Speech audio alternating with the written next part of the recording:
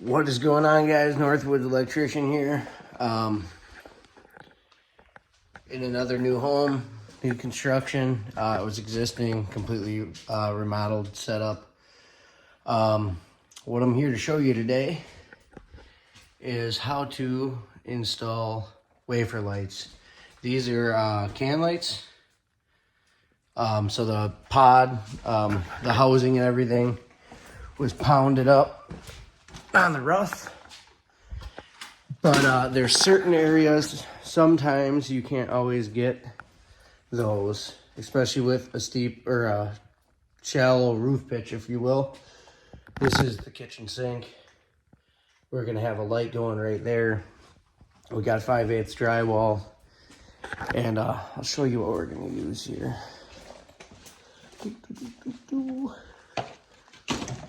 Here's these commercial electric wafer lights. They're selectable, and I'm going to show you guys how I install these for the sink light. Usually the way I go about them, the reason I do the wafer lights and don't stub a whip right away is because I'm not always sure exactly what their sink's going to look like. You know, are they going to go with a dual opening? You know, things change. You know, even if they have on the plans or you have on the plans, you're going to do one thing or the other. It doesn't always turn out. Sometimes people change their mind, so I usually leave a whip taped up in the attic right above the sink. Now what I do is measure from here to the center of the window, right? Measure up there to the center of the window. Figure out where I'm going to be. For me, I have a mark right here. It's 43, almost on the dot. So these are all leveled when they're installed. So I'm gonna do 43 off the cabinet. And then I always do, you know, obviously I measure the center of this. You can center it on the sink if you want to, but a lot of times I center it on the window opening, because when you're looking at it, you know, that's what you're gonna see. And usually the sink's always centered, or the sink's always centered pretty good on the window, so it's never gonna be way off. But if you look head on, I mean, it's pretty much centered on that window. But like I said, when you're standing there looking, you know, from a distance, you're looking at the window, that's what you're gonna see. So that's usually where I center it. You can center it on the, you know, on the sink if you want. But that's what I did. I just measured from the cabinet to the center of the window, right here. That's where I measured, the crease of the window. Now I'm gonna transfer the marks up there, and then put the template on there, mark it out, cut it out. So I'll show you guys that in a second. All right, guys, I don't know if you can see it. Right there is my mark. Just like I said, I center the window from there. That's a level cabinet. Center of the window. Measured center of my sink opening. Transferred the mark up there. So what I did, so those commercial electric and a lot of these other brands, I know Halo does the same thing. They'll send a little, I'll open it for you. They'll send a paper template. Commercial electric doesn't always have a hole in the center.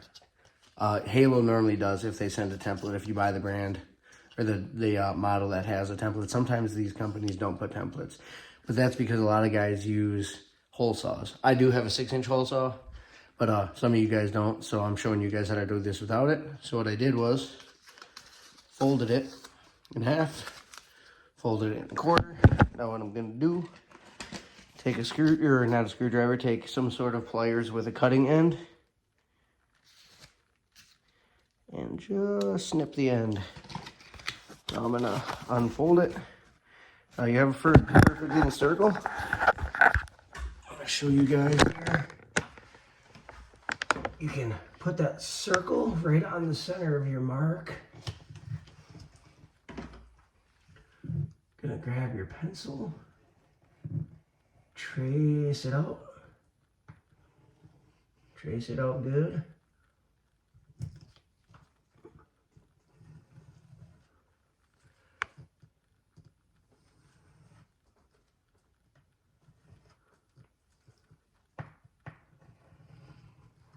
There we go. So you can see that is marked. Now you can use, if you don't have a jab saw, you can use a razor knife if you score it good around the edge, and then you can kind of plunge cut it. But what I'm going to use is my oscillating saw, because I don't think I have my jab saw. I think that is in my other pouch, and it is. Otherwise, I'd use it. They're cheap. You can get them for fairly cheap. But I'm going to use my oscillating saw with just a multi material blade on it, and I'm going to cut that out, show you guys what that looks like. I'll show you guys how to connect it, so stay tuned here. I'm going to put the camera down and set that up, so I'll be back in a second. Alright guys, got a piece of cardboard down over the customer's sink. It's just a Home Depot bag over their faucet. These people spend a lot of money on their countertops and their fixtures, their plumbing fixtures. Do not mess them up.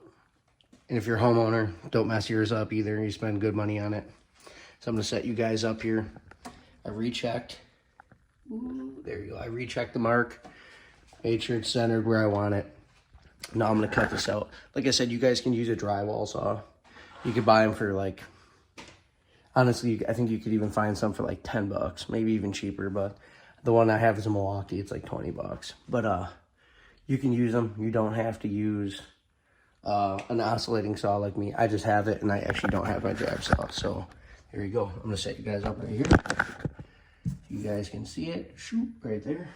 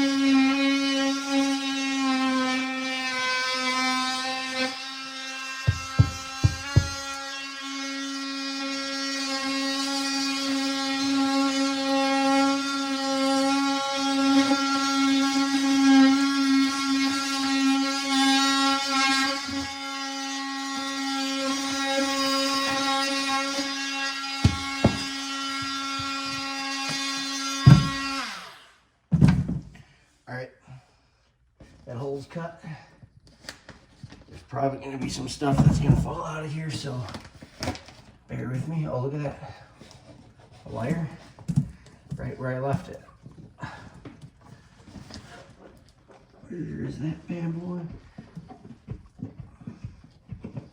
Here we go. There's the end. See? That's why I cover up all my customer stuff. Oh, you're gonna get a little bit of stuff on the countertop. You could put a cloth down, but there's a garbage can over there. Ooh, right there. So I'm gonna walk this over there and then vacuum their countertop off. You could lay a drop cloth or something if you wanted to as well, but cardboard works good. I can clean the countertop off, but sometimes it's hard to clean down in the sink, and you do not want to get that stuff all over a nice black sink. So hang tight here. I'm going to get everything ready to go. I'm going to show you guys how to wire this and put this in. But there it is. Wire was right where I left it on the rough, thank God. Alright guys, so I have fixture out.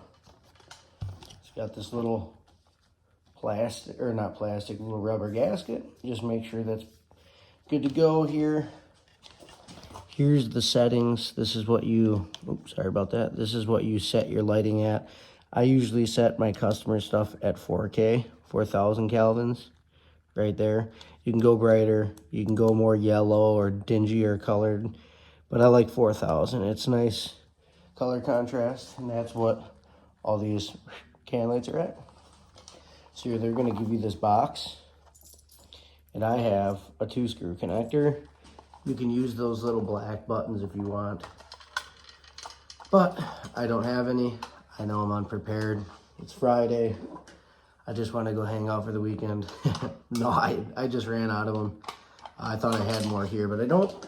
The little metal 2-screw connector will work. Knock out one of these knockouts. You're going to take the little lock nut off this bad boy. We usually always loosen these screws here just so you can slide the Romex in. Nice. Sometimes it's nice to just use your finger. Helps you keep it straight. Then you're going to put this lock nut in there. Like I said, you can use those little snap-in 1/2-inch Romex buttons. But you don't have to. So that's the setup. Leave it loose. We're going to take you over here. Set you right here. So, where's my knife? You know what? I'm gonna leave that. I don't want to cut that off. So, guys, sorry, reach and grab my strippers. Someone's gonna say something bad about this. There's nothing wrong with doing it like this. Check and make sure that your wire is good. The wire is good. Now what I do, desheathe this. You got your wires.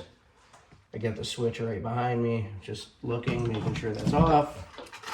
If you're worried about it not being off, you're gonna wanna shut the power off.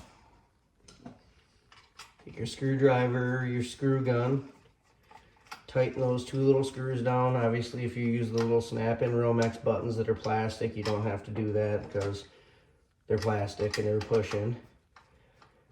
But I don't have them because I'm a POS.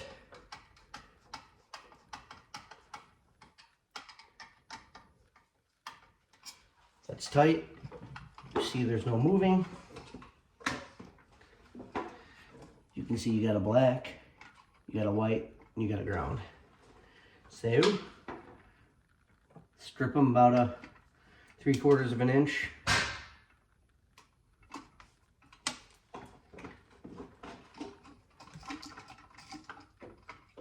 Pop this in the black, black to black, white to white. Ground to ground, and then tuck it all in nice.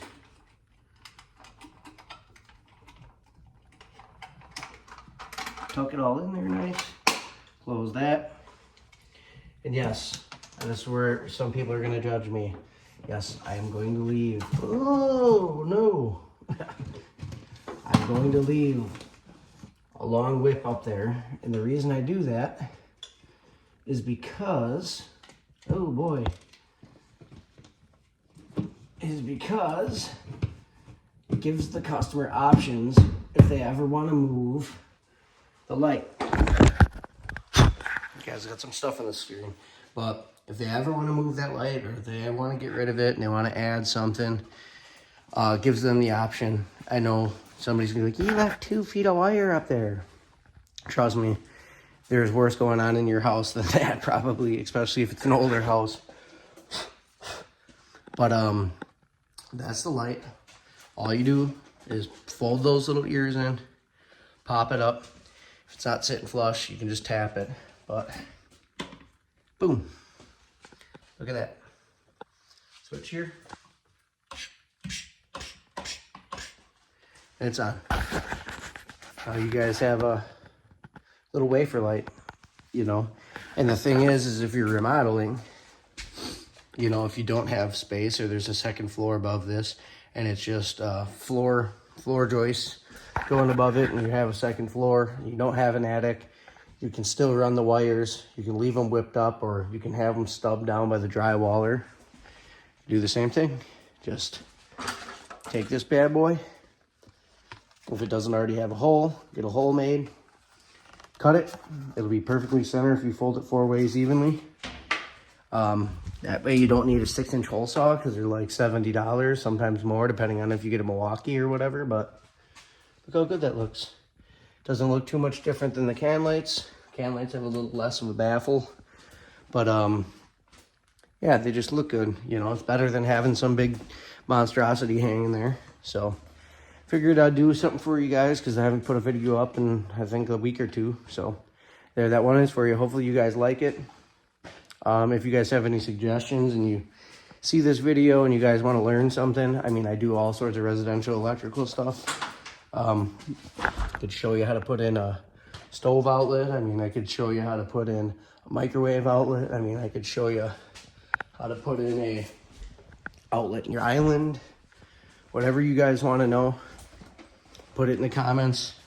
And the next opportunity that I have to do something like that, take a video for you guys. So stay tuned for the next video. Thank you guys for watching. Please remember to like, comment, and subscribe. It helps out the channel big time. And this is a new channel for me, so that'd be appreciated. Thank you. To the next one.